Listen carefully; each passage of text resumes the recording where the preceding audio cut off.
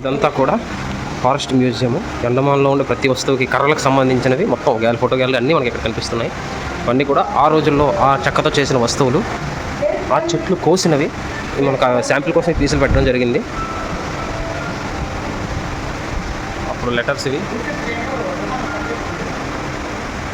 ఇది అడవితున్న యొక్క కొమ్ములు, ఆ చెక్కలతో చేసినవి. అప్పుడు ఇలా ఉండేవి ట్రక్కులు, ఇలా తిప్పేవాళ్ళు. ఆ స్టాంప్స్ ఉండే స్టాంప్స్ భయంకరమైన మనకి గోడ యొక్క నమూనా. ఇది కంప్రెసర్ అంట. ఇది మనకి కంట్రోల్ చేసేది స్పీడ్ది. ఈ ఓడలో నుంచి ఏ విధంగా అయితే మనకి చెక్కల్ని దొంగల్ని రవాణా చేసేవారో దాని యొక్క నమూనా ఇది.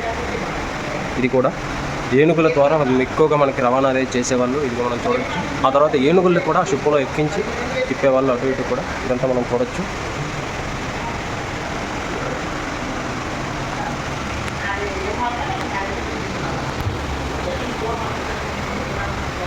మన ప్రాంతంలో ఈ ప్లేస్కి వచ్చిన మెడల్స్, కప్పులు అప్పట్లో చేసిన కుర్చీ ఇది.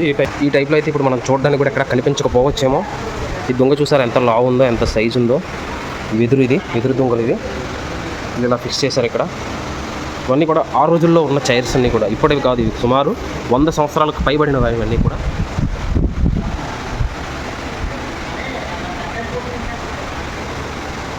మొత్తం అన్ని రకాల జంతువులు, పక్షులు, అన్ని రకాల కీటకాలు కూడా చేయడం జరిగింది. ఇది పడవ యొక్క స్టీరింగ్ చెక్కతోనే చేశారు. దానికి కొంత మెటల్ యాడ్ చేశారు.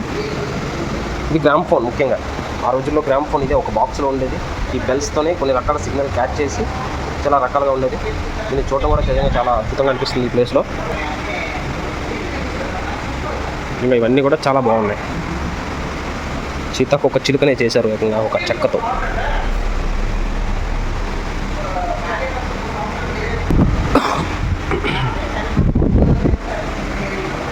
చెక్కతో చేసింది ఇదంతా. సింగిల్ లెగ్ మీద నిల్చున్నట్టుగా బరువులు మోస్తూ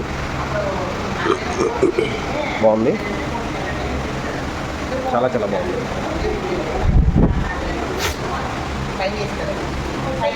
ఇదంతా మన దేవుడి గురించి చెప్పచ్చు. ప్రతి ప్రత్యేకమైన గది అంత సైజులో ఈ దేవుడి గుళ్ళు అయితే ఉండేవి.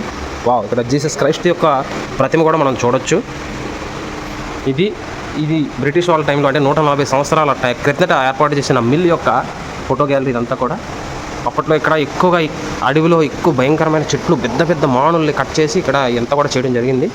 దాని యొక్క నమూనా చిత్రాన్ని ఇక్కడ ఏర్పాటు చేశారు. మిషనరీ అంతా కూడా 8 అడుగుల ఆ రంపం యొక్క నమూనా. అంత పెద్ద రంపంతో ఈ చెక్కలు అనేవి కోసేవాళ్ళంట. చూడొచ్చు. నేతాజీ సుభాష్ చంద్రబోస్ యొక్క ఫోటో గ్యాలరీ కూడా మనం ఇక్కడ చూస్తున్నాం. ఇది కూడా చూడొచ్చు.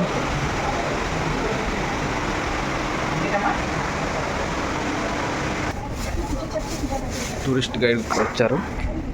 ఎంత ఎక్కువగా కలప మన దేశంలో ఈ ప్రాంతంలో ఉన్నది అనడానికి ఒక ఉదాహరణగా చూడండి. ఈ మాల్లు అన్నీ కూడా ఎంత పెద్ద సైజులో ఉన్నాయో.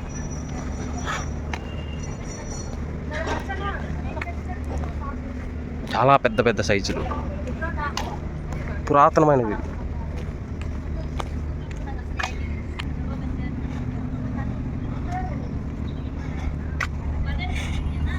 చాతం మెమోరియల్. దీని వెనకే మనకి పోర్ట్ ఏరియా ఉంది. షామిల్ కూడా ఇది.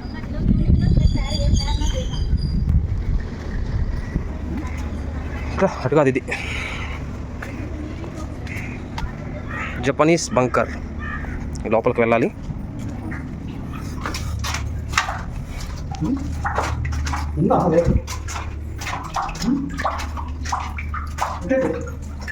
వాటర్ ఉంది ఇదంతా కూడా.